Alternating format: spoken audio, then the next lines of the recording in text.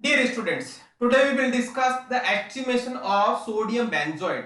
Sodium benzoate का हम ऐसे करेंगे, ऐसे का मतलब यहाँ पे ये रहेगा, हम इसकी परसेंटेज प्यूरिटी निकालना चाह रहे हैं कि how much that sample is pure, means 90% है, 80% है, 100% है। ओके, तो यहाँ पे अपन देखेंगे तो इसको ध्यान ध्यान से देखिएगा। जैसा हमने नॉन एक्वस टाइट्रेशन का हमने इसका कंसेप्ट पढ़ा था, नॉन एक्वस टाइट्रेशन का के बेसिस पे हमने परक्लोरिक एसिड का स्टडाइशन किया था, उसी परक्लोरिक एसिड को हम आज यूज करेंगे।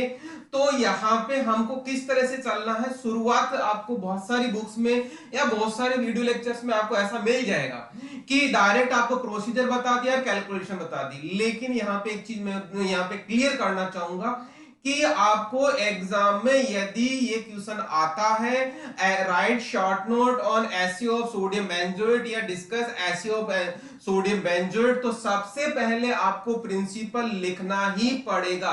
प्रिंसिपल लिखे बिना आपका आंसर कंप्लीट नहीं है। और लगभग लगभग सभी वीडियो में आपको देखने को ये मिलेगा कि प्रिंसिपल नहीं है। तो आपको और बुक्स में भी, कई बुक्स में 90% बुक्स में आपको ये प्रिंसिपल नहीं मिलेगा।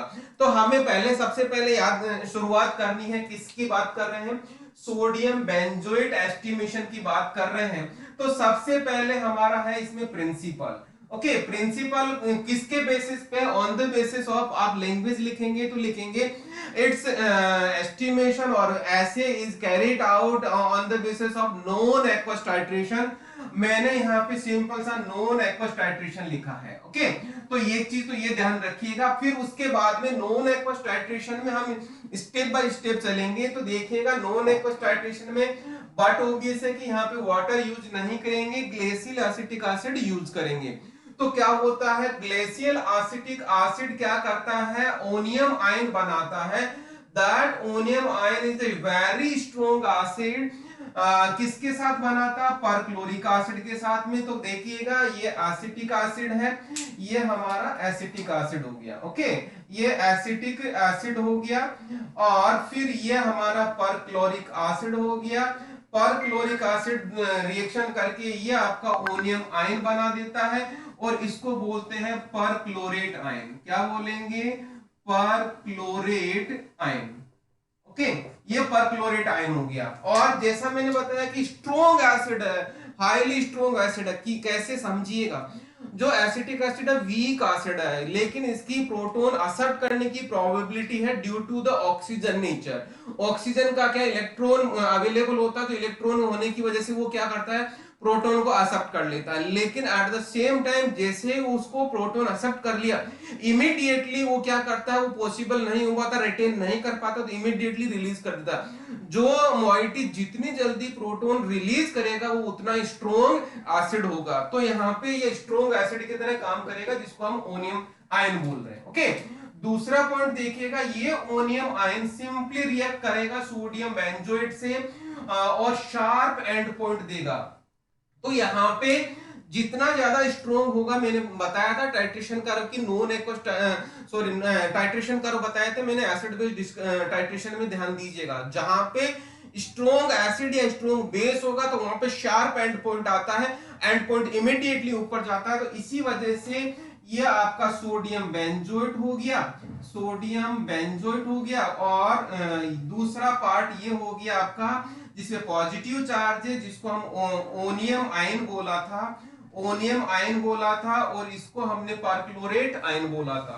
तो क्या होगा, यहाँ पे सोडियम बाहर निकल जाएगा, सोडियम चला जाएगा परक्लोरेट के पास में, और यहां से एक H इधर चला जाएगा।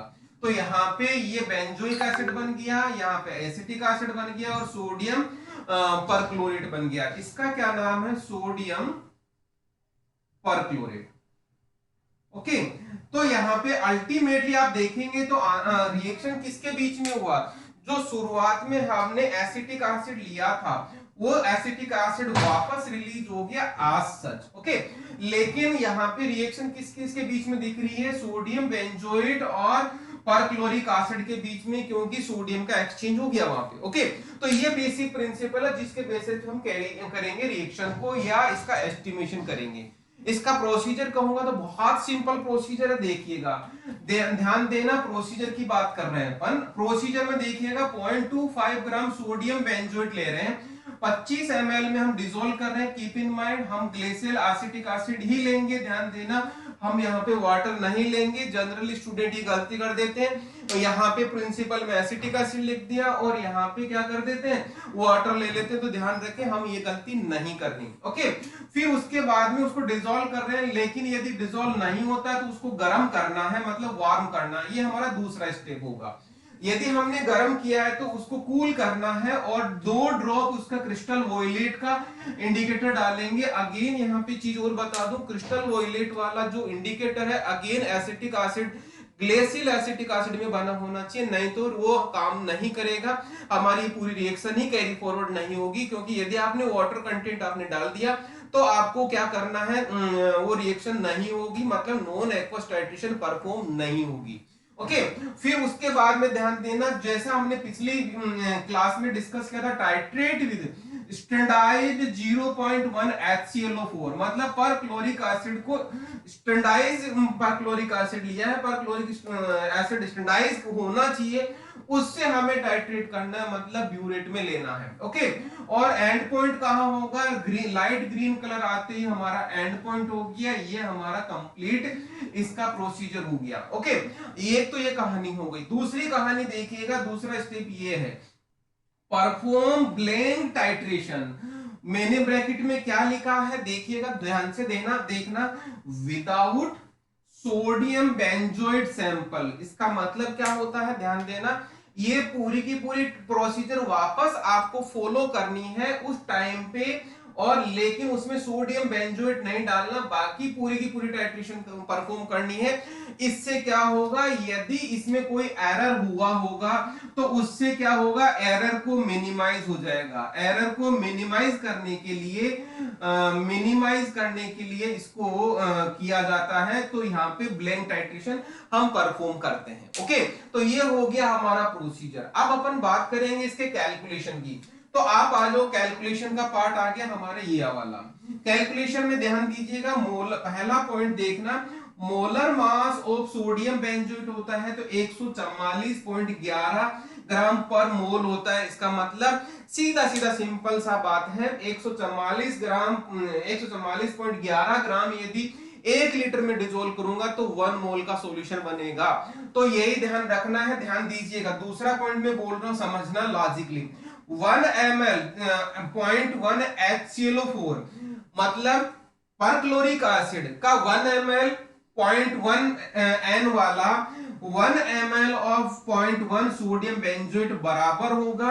क्यों होगा ये भी समझ लो, यदि आपको रिएक्शन समझ में आ गई होगी तो इजी है। कैसे, यहाँ पे हमने ये रिएक्शन बैलेंस की हुई है। बैलेंस का मतलब यूं है, सोडियम बेंजोएट का एक ही मॉलिक्यूल और दूसरा परक्लोरिक एसिड का एक ही मॉलिक्यूल काम में आ रहा है, मतलब दोनों की एक मॉलिक्यूल ही रिएक्शन कर रहे हैं, एक मॉलिक्यूल ही रिएक्शन में पार्टिसिपेट कर रहे हैं, जिसकी वजह से यहाँ पे ये स्टेटमेंट हम कह पा रहे हैं, मतलब 1 ml में जितने मॉलिक्यूल इसके होंगे उतने ही मॉलिक्यूल इसके होंगे, दोनों की कॉन्सेंट्रेशन बराबर होगी तब।